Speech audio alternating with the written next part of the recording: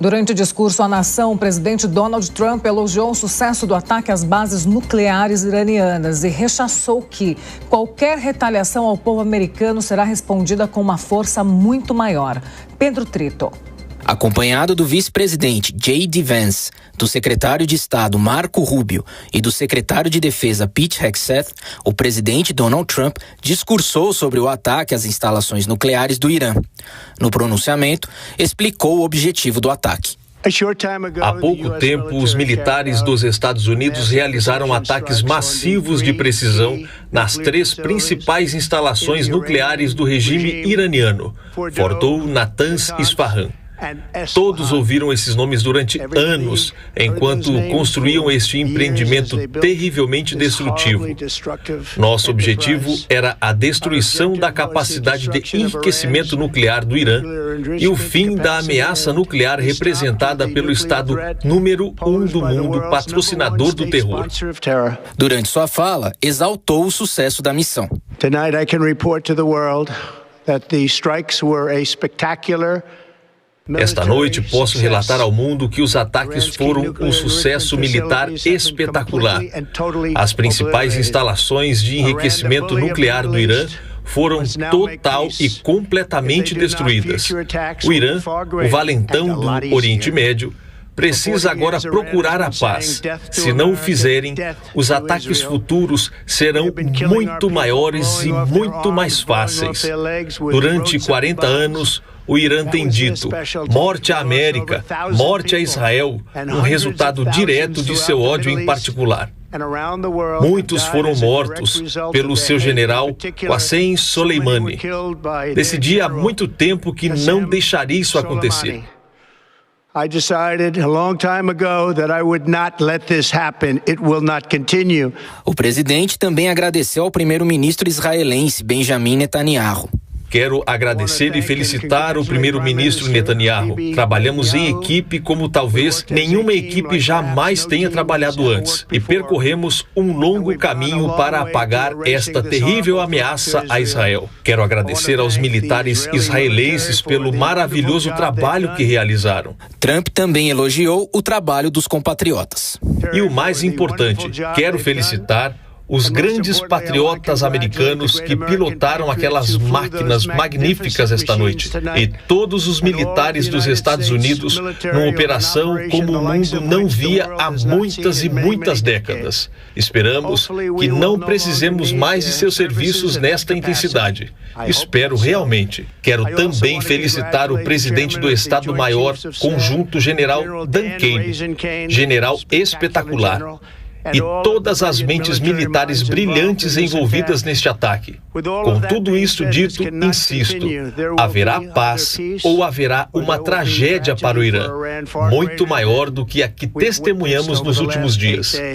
Lembrem-se que ainda restam muitos alvos. O presidente classificou a noite de 21 de junho como uma das mais letais. Esta noite foi a mais difícil de todas, de longe e talvez a mais letal. Mas se a paz não chegar rapidamente, iremos atrás desses outros alvos com precisão, rapidez e habilidade. A maioria deles pode ser retirada em questão de minutos. Não há militares no mundo que poderiam ter feito o que fizemos esta noite, nem de perto. Nunca houve um exército que pudesse fazer o que aconteceu há pouco tempo. E quero agradecer a todos e em especial a Deus. Quero apenas dizer que amamos você, Deus, e amamos nossos grandes militares. Proteja-os. Deus abençoe o Oriente Médio, Deus abençoe Israel e Deus abençoe a América. Muito obrigado. Logo após o seu discurso, Trump garantiu que qualquer retaliação do Irã contra os Estados Unidos será respondida com uma força muito maior do que a que foi presenciada. Quero chamar o professor Marcos Vinícius com a gente nessa edição do Jornal da Manhã mais uma vez. Professor, muito bom dia. Quero começar com uma frase que foi dita numa TV estatal iraniana, que todo americano seria um alvo iraniano. A gente pode considerar isso um chamamento para atos terroristas? Olha, Paula, a gente viu aí, e muita gente vai discordar, mas nesse momento você observa que o Trump se tornou e é, de fato, o maior bully que a gente tem na história. não é a forma de dizer, a invocação de Deus ali no final, mais ou menos querendo dizer que está numa cruzada contra o islamismo, no fim das contas. Então, o que a gente observa nesse processo todo é que você tem ali um presidente que, paulatinamente, está transformando os Estados Unidos num páreo internacional em todo esse processo, porque, em primeiro lugar, promete que vai esperar 2 semanas ou algo parecido e já age imediatamente.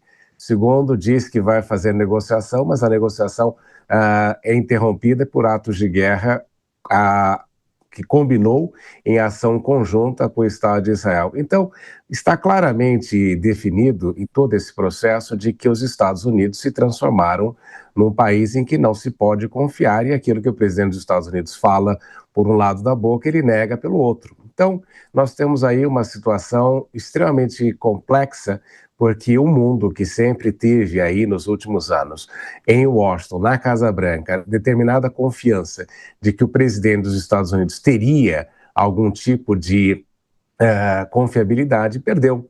E claramente está evidente que Netanyahu hoje pode dar graças e ser muito grato ao presidente dos Estados Unidos, porque ele fez basicamente aquilo que todos os presidentes anteriores se recusaram a fazer, e que o próprio Bill Clinton disse que uma das razões pelas quais Netanyahu mantém o Estado de Israel em guerra o tempo inteiro é justamente para se manter no poder.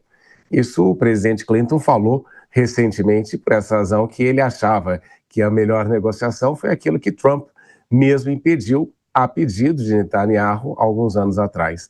Então, o que ele fez nesse sentido todo foi transformar os Estados Unidos num alvo constante, não só do Irã, mas de qualquer país que tenha aí qualquer tipo de pretensão, porque este tipo de ataque, hoje em dia, é pelo fato de que o Irã está desenvolvendo aí, supostamente, armas, poderia desenvolver no futuro, poderia desenvolver no futuro armas nucleares, sendo que o Irã tem sido escrutinado aí pela Agência Internacional de Energia Atômica há muito tempo. Então, nós vemos que tudo isso faz com que a situação dos Estados Unidos, com a autoridade moral que deveria ter, fosse perdida, e com isso o Irã vai, obviamente, esbravejar e vai querer aí transformar e dizer que todo americano hoje em dia se tornou um alvo, não um alvo somente do Irã, mas também por causa daqueles mesmos que podem aí querer radicalizar justamente pela forma como Trump atuou. Mas o fato é de que, ao que me parece, a estratégia iraniana deveria ser concentrada em Israel, porque justamente não quer dar para os norte-americanos a legitimidade para uma ação nesse processo todo, embora a retórica seja aí constante de ser contrária aos Estados Unidos. E é um aspecto fundamental aqui também.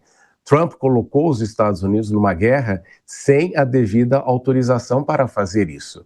E claro, como tem maioria no Congresso e na Câmara, no Congresso e no Senado, ele pode agir desse jeito, mas o fato é de que cometeu uma inconstitucionalidade, os Estados Unidos entraram numa guerra sem que o Congresso norte-americano tivesse autorizado, e isso demonstra aí claramente que o presidente dos Estados Unidos, além de se transformar num bully e num páreo internacional, se transformou num agente de não cumprir as próprias leis, a lei dos Estados Unidos, a Constituição dos Estados Unidos, que é, sem dúvida, um instrumento que sempre os americanos acharam o mais importante da sua história.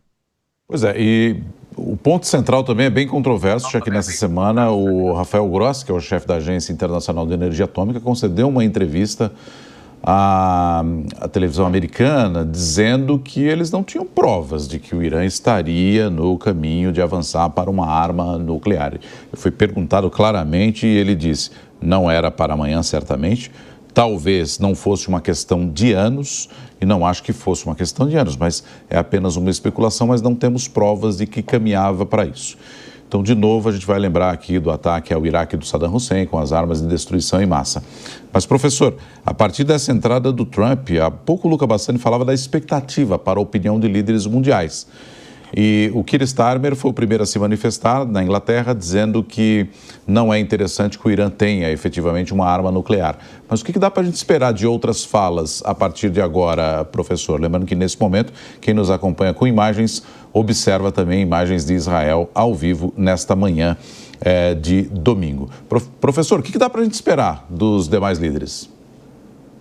Olha, eu diria que o Keir Starmer hoje em dia está para o presidente Trump aquilo que o Tony Blair se transformou para o presidente George Bush na questão do Iraque. É só você lembrar que até se fazia muita gozação a respeito do Tony Blair, dizendo que ele nada mais era do que um cachorrinho amestrado, né, do Bush nesse processo todo. E o que a gente observa nessa situação é que o Keir Starmer, que tem uma situação complexa dentro do Reino Unido, difícil de resolver, porque não tem a popularidade que necessita e tem adotado medidas que não são boas para o país, no sentido de tirar o Reino Unido da situação difícil em que se encontra. Claro que ele se alia aí ao presidente dos Estados Unidos e faz toda aquela tentativa de, através de elogios, aproximar-se de Trump na expectativa de que ganhe algo nesse processo.